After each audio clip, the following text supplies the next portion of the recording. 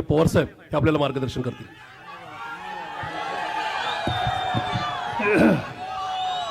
यांचे विचार आपण ऐकले ते काँग्रेस पक्षाचे ज्येष्ठ नेते बाळासाहेब थोरात, संसदेचे आमचे सहकारी संजय राऊत, लोकसभेचे सभासद सुप्रिया सुळे, अमोल कोल्हे, महाराष्ट्राच्या विधानसभेचे आजी आणि माजी आमदार अशोक पवार, संजय जगताप, दंगेकर, जगन्नाथराव शेवाळे, पक्षाचे नेते मोहन जोशी, अंकुश काकडे, माजी आमदार महादेव बाबर, प्रशांत जगताप, संजय मोते, गजानन थरपुरे, सुरेश भट, गिरीजात भन्साळी, माजी मंत्री बाळासाहेब शिवरकर, व्यासपीठावरचे सगळे मान्यवर, उपस्थित बंधू भगिनींनो, महाराष्ट्रातल्या नव्हे तर देशातल्या शेतकऱ्यांच्या सुखदुःखाशी समरसून त्यांच्या वेदनांचा आवाज हा दिल्लीपर्यंत पोहोचावा या हेतूनं हा आक्रोश मोर्चा 27 ते 30 डिसेंबरपर्यंत अमोल कोल्हे आणि त्यांच्या सहकार्याने आयोजित केला. शेतकरी अस्वस्थ आहे. काल मी अमरावतीला होतो आणि अमरावतीला गेल्याच्या नंतर पहिली बातमी स्थानिक पेपरमध्ये वाचायला मिळाली की 10 दिवसामध्ये यवतमाळ, अमरावती, वर्धा या ठिकाणी 25 शेतकऱ्यांनी आत्महत्या केल्या. हा बळीराजा, देशाची भूक भागवणारा,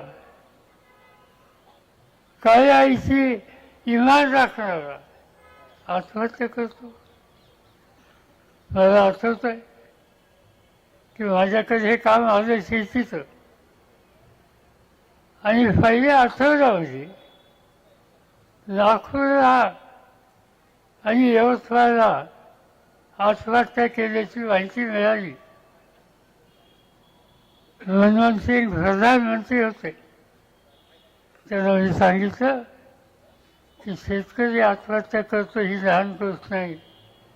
आपण दोघांनी गेलं पाहिजे, जाणून घेतलं पाहिजे ही लोकांची भूमिका हा का घेतोय. प्रधानमंत्री जनतेच्या प्रश्नाच्या संबंधी आस्था ठेवणारे होते. दुसऱ्या दिवशी दिल्लीचं विमान काढलं, नागपूरला आलो, तिथून यवतमाळ आणि वर्ध्याला गेलो.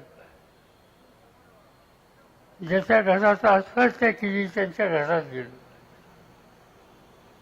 माऊली तिच्या डोळ्याचं पाणी थांबत नव्हतं. विचारलं काय झालं.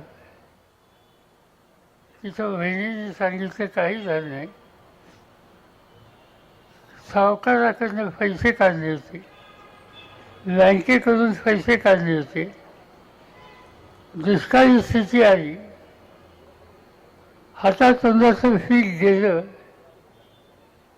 आणि त्या सावकाराने आणि बँकेने घरादाराचा लिलाव काढला. नवरा एकच म्हणला की माझी भांडी कुंडी बाहेर काढून त्याचा लिलाव होतो. काय माझी किंमत लोकांच्यात राहणार.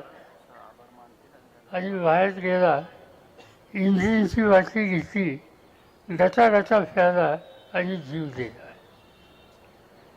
शेतकऱ्याचा सन्मान राहत नाही म्हणून तो जीव द्यायला तयार होतो. आणि ते चित्र आज पुन्हा सुरू झालेलं आहे. आम्ही जबाबदारीने सांगतो की हे जे उदाहरण मी आत्ता सांगितलं ते फायद्याच्या नंतर दिल्लीला जाऊन दुसऱ्या दिवशी रिझर्व्ह बँकेकडून देशातल्या शेतकऱ्यांच्या डोक्यावरचं कर्ज किती आहे याची माहिती घेतली आणि 72,000 कोटीचं शेतकऱ्याचं कर्ज माफ करून टाकलं. त्याचा संसार सुधारलेला आहे. आज त्याच्याकडे झुंकून बघायला कोणी तयार नाही. कांदा उत्पादक संकटात, हरभरा उत्पादक संकटात, सोयाबीन उत्पादक संकटात, दुधाचा खर्च वाढला, जगावं कसा हा प्रश्न आहे. आणि तो प्रश्न मांडण्याचा प्रयत्न केला तर आजचं सरकार झुंकून बघायला तयार नाही. ज्याचा उल्लेख बाळासाहेबांनी केला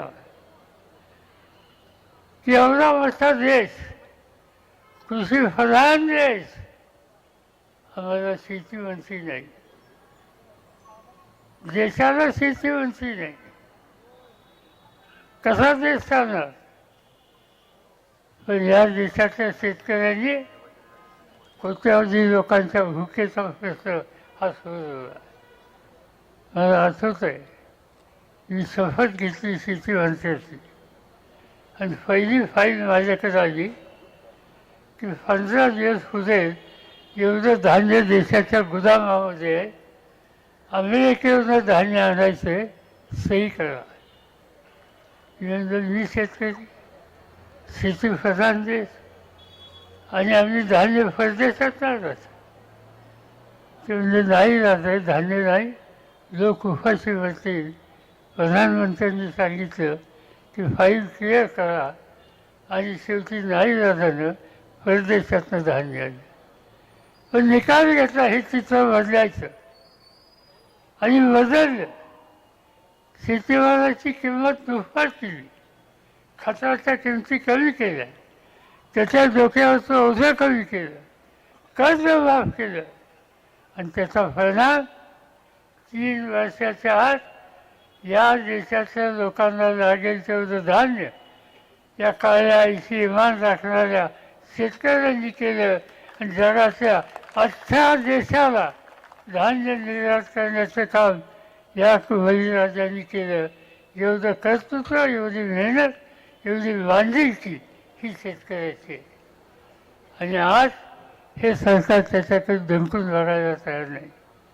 अमोल कोल्हे त्यांच्या सगळ्या सहकार्यांना मी धन्यवाद देतो की हा प्रश्न तुम्ही मांडला. आज हा तुमचा आक्रोश मोर्चा पुण्यापुरता सीमित राहिला नाही, त्याचा आवाज, त्याची बातमी देशात गेलेली आहे. दिल्लीच्या वृत्तपत्रात आहे, नागपूरला आहे, कलकत्त्याला आहे, ठिकठिकाणी बातमी केली आणि त्याच्यातून एक प्रकारची जागृती कष्टकरी शेतकऱ्यांच्यात व्हायला लागली. या सामुदायिक जागृतीच्या शक्तीवर आपण बदल करू शकतो आणि ते बदल करण्याच्या संबंधीचा संकल्प शिवछत्रपतींच्या जन्मभूमी आपण केला. त्याच्यामध्ये 100% यश येईल याची खात्री या ठिकाणी मी देतो आणि आपल्या सगळ्यांची रजा घेतो. जय हिंद, जय महाराष्ट्र.